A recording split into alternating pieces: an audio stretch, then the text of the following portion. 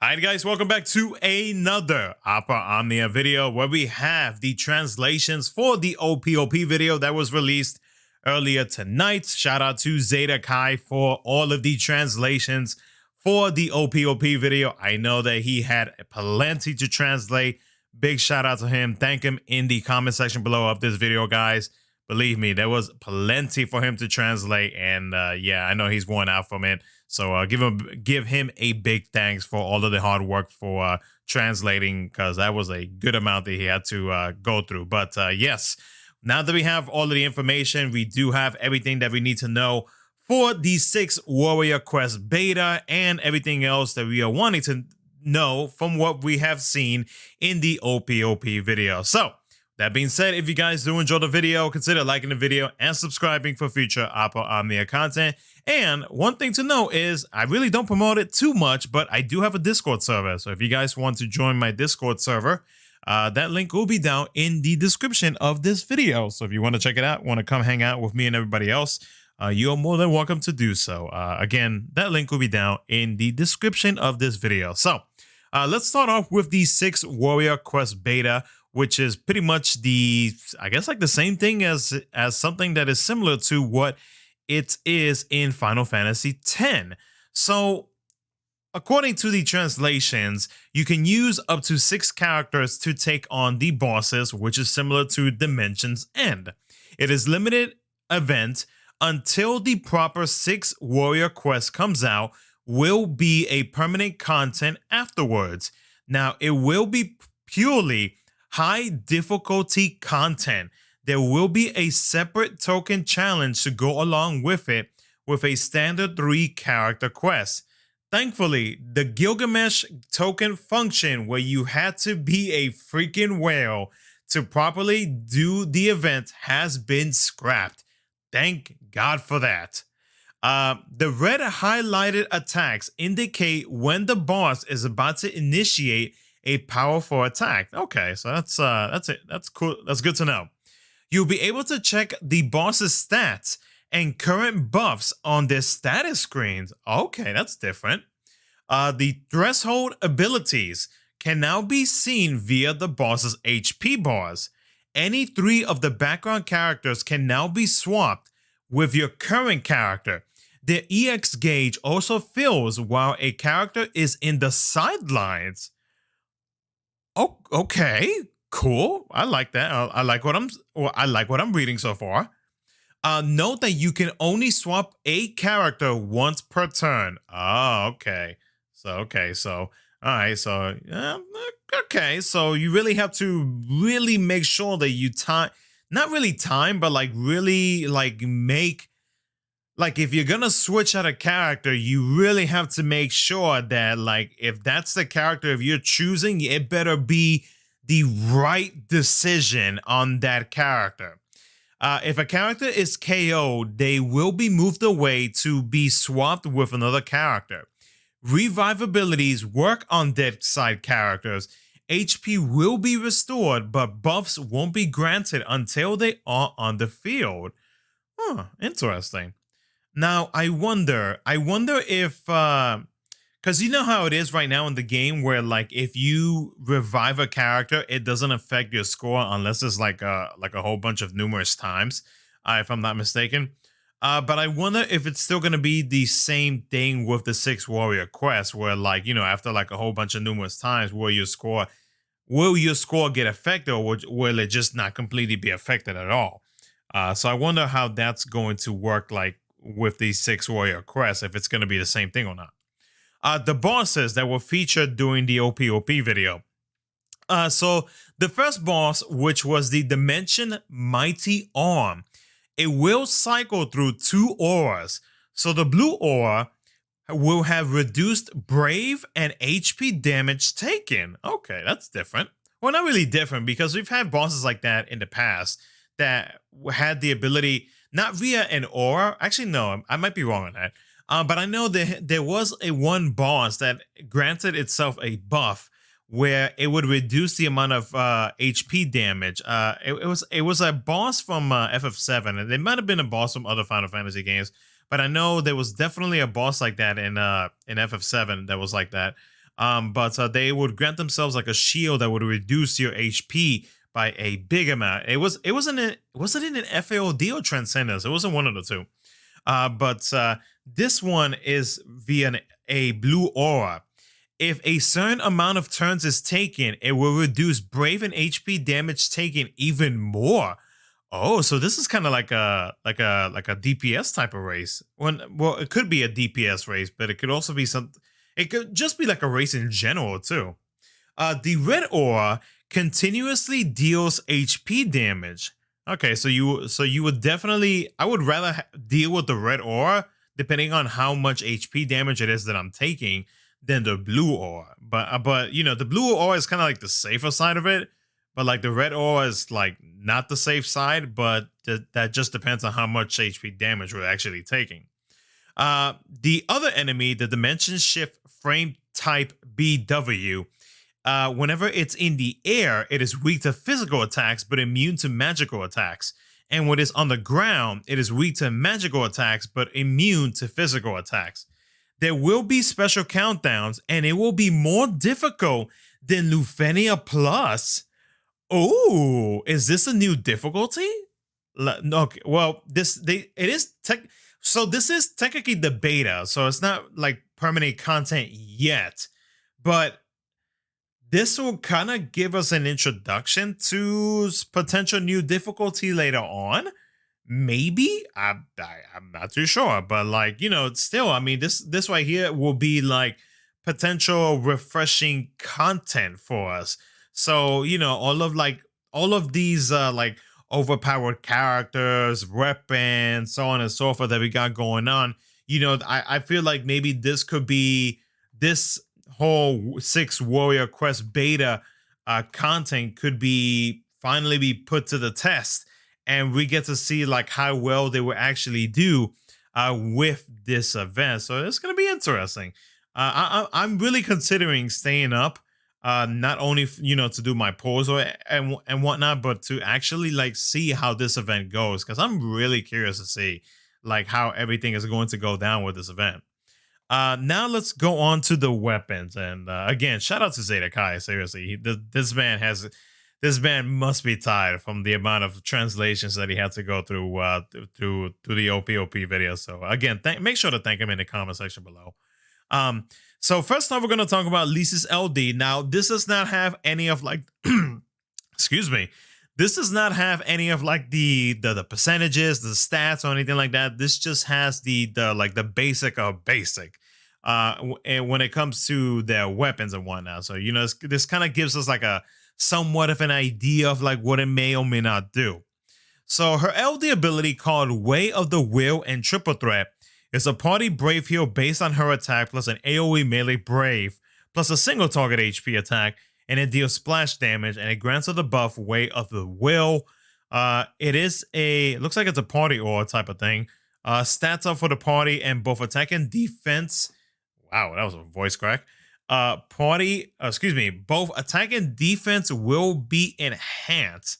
Damn, a voice crack at my age? Sheesh. We're gonna leave that in the video. I don't care. I have no shame. So, Snow's BT, Revive the Soul, equips in the finishing burst I Won't Give Up, and it's going to be an AoE Ice melee brave plus an HP attack. The BT effect, party stats up, Ice Enchant, Brave Heal based on damage dealt, and then Emperor's BT plus and rework. His BT trap, will also be improved on. My God, I can't talk. Okay, cool deal. So really not too much info on that. It's just like I said, it's gonna be like the basic of basics. The Silver Week campaign plus God, I can't talk. Plus Freya's LD weapon, which is gonna be the Holy Lance. So there will be free banners, like I mentioned in the OPOP video. The 6 Warrior Quest banners 1 and 2, plus a BT rerun, which we do not know what it's going to be. We will find out tomorrow night. That will have a free multi. The Silver, my God, I can't talk. The Silver Week campaign will have a free banner. The Rajin Intertwined Wills banner will have a free multi, and the Cisne will have a free multi on the 24th, and then there will be an event banner on the 30th, which will be event banner 1 and 2, and a BT run. Okay, so that'll be for Divine Bahamut. So yeah, that'll be for okay, so that'll be for the next BT plus characters, and then whatever LD is going to be attached to that, if there is an LD attached to that. So Civil Week stuff. There will be 2 draw tickets that can be obtained from the daily foray up to, okay, so we're getting an extra 36 tickets. That's cool. And there will be the 2-time cycle quest, the carbuncle, and support item sale. That's cool. The LD ability for Freya, which would be called 6 Dragons, is a party brave heal. Oh, excuse me, party HP heal plus a party brave heal based on her own max brave, plus an AoE ranged brave plus an HP attack. To herself, 1 level of Dragon's Crest. Good lord. 3 levels. 3 levels of the Brilliant Dragon Art. Looks like it goes up to 3. Okay, so it's wait. So it goes up to 3 levels already? Okay. And then it fully restores or brave. Now so it's an overhead. Oh, okay, cool. Nice. So the overhead Brilliant Dragon Art, it's a permanent effect. It starts at 0 and the level goes up by 1 whenever Freya acts.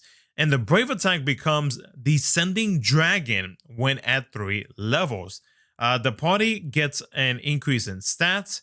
Descending Dragon is a brave heal based on max brave plus leaps into the air, and it's a 20% recast gauge increase plus a 1 turn to self buffs.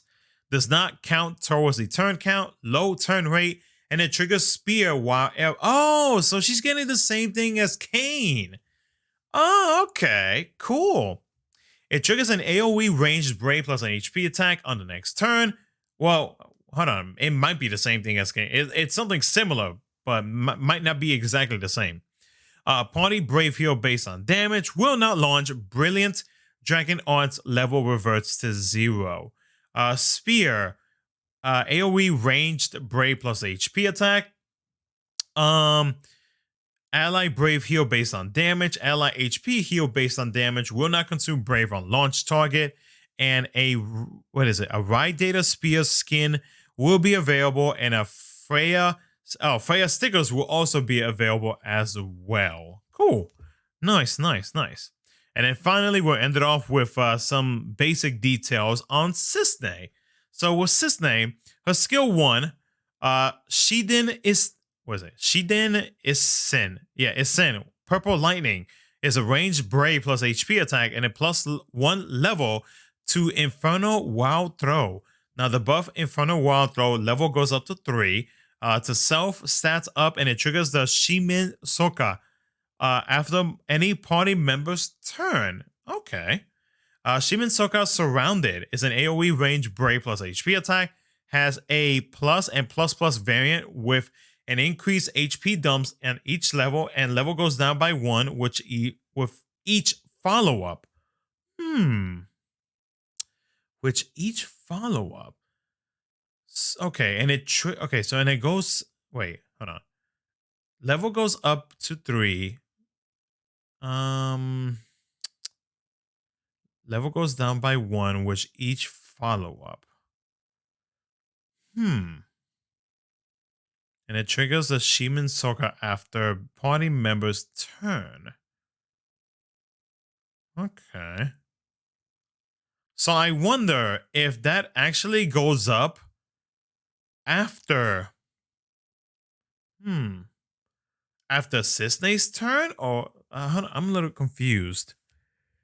So so her skill 1 is a range brave plus HP attack plus 1 level to the Infernal Wild Throw, and it goes up to a max stacks of 3. It triggers the Shimin Soka after any party member's turns. Okay. So she does a follow-up after anybody does any type. Okay, so after any party member's turn, she does a follow-up attack. And it's an AoE range brave plus HP attack. There's a plus and plus plus version, and level goes down by 1 for each follow. Okay. Let's see. Range, her skill 2. What's this? Saika, right? I'm not even gonna try to pronounce that. Sparky Flames is a range brave plus HP attack, splash damage, plus 1 level to Infernal Wild. Okay, so okay. I gotcha. Okay, so if you use those skills in general, then it'll go up by 1. Okay. Her EX Lucky Stars. Nice. He is getting it. It's an AoE range brave plus HP attack to herself. She equips the Lucky Stars and then plus 2 levels to her follow-up. Yeah, her follow-up. Yeah. Infernal Wild Throw. Okay. The buff follow-up. It's a stats up and effects further increased for herself. Her LD ability Shooting Star. It's an AoE range brave plus HP attack to herself, Turks Nova, and like a shooting star and plus 3 levels of the Infernal Wild Throw. The Turks Nova party stats up. The buff like a shooting star is an Infernal Wild Throw level that will not be decreased and it cannot be executed. An assistant will be getting an alternate costume, which is her swimsuit skin, which is what, if you play Crisis Core, you know exactly where that comes from. So very interesting. I do wonder though, because like if you played Crisis Core, you kind of I mean, I don't want to go too much into it. Like, I don't want to do any spoilers or anything like that. But like I want to talk about it, but like, spoilers. Jeez, like I want to talk about it, but you know how it is. Some people might be like, oh, spoilers. Interesting. I do wonder if they are actually gonna follow up her kit exactly to how it was in Crisis Core, but I guess we shall see. Very interesting indeed. I'm curious to see how Freya is going to work. She does sound similar to how Kane operates, but there might be some slight differences between both Kane and Freya. But I guess we'll see once we get our hands on her on the, what was it, the 16th? I think is what they said. 16th or 7th? Yeah, 16th. So we'll see how that turns out. But seeing as how she is the beginning of the Silver Week campaign, I don't think there's going to be any event that drops with her since Raijin's Intertwined Wills is the following day. So yeah, she's going to be just a banner itself for her. And then of course, we got everything else. We got the BTs and the LDs dropping tomorrow night as we're recording this video. So we're going to have to see. We're going to see how things turn out. I'm actually pretty excited for this 6 Warrior Quest beta thing. I'm glad that they got rid of this whole co-op crap, that this is all going to be just focused on the player itself. It's going to be a solo thing. We don't have to worry about any of that grinding crap that we had with the first 6-man co-op thing that we had before. So we're going to see how this 6 Warrior Quest beta is going to turn out. Hopefully it turns out for the best. Hopefully, based off the feedback that we give to Square Enix, they make it into another content that we can expect every month. So we'll see. But let me know what you guys think in the comment section below. But other than that, that's going to be it for the video, guys. Thank you so much for watching. Like, subscribe, do all that good stuff. And I will catch you guys in my next video.